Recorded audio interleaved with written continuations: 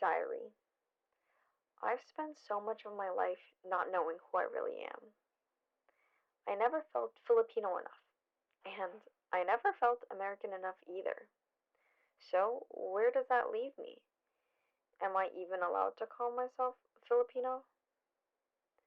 Growing up, my parents told me to assimilate, to speak perfect English, to blend in, get straight A's, volunteer, do sports, the typical Filipino family stuff.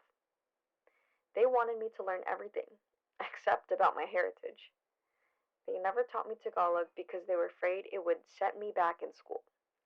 And maybe it worked for school, but honestly, it did set me back in life.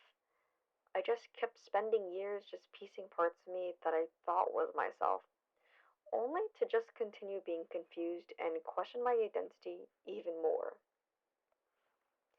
So, if I don't speak Tagalog, am I less Filipino? And what if I wasn't born in the Philippines? So many questions, not enough answers. It just always feels like I wasn't allowed to claim my heritage. I was always told my skin was too brown or that my nose was too flat. I remember scrubbing my face with papaya soap, hoping I'd look lighter, wishing I looked like someone else. I wanted so badly to erase the very features that tied me to my heritage, because honestly, I didn't even know who I was. I was always caught in the in between. Never enough of one thing, never fully belonging to either world. It wasn't until college that I began learning more about my heritage. I threw myself into Filipino clubs, cultural nights, every event I could find. I surrounded myself with people who looked like me, who shared pieces of the same history. And I guess now, when I look back, I wonder if part of me was overcompensating, if I was trying so hard to prove I was Filipino, because deep down, I still didn't believe it myself. I wore my heritage like a badge, but inside, I still felt like I was playing catch up, trying to earn an identity that should have already been mine. And as the third child of four, that feeling of not being enough, it wasn't just about culture. At home, it was so easy to compare myself to my siblings, to feel like I was always in the middle. Never quite the favorite, never quite the star.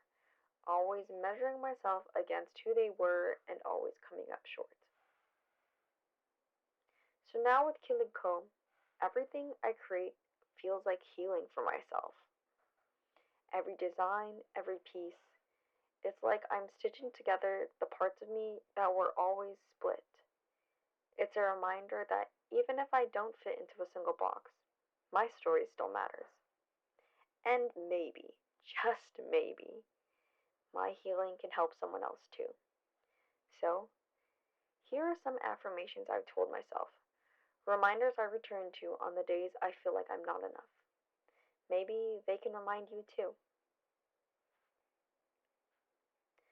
I am Filipino enough. My skin is beautiful. My features are mine to love. I don't need to shrink or erase myself to belong.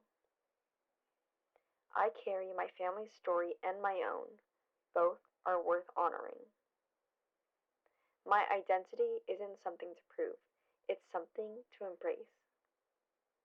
I deserve to feel kilig for myself.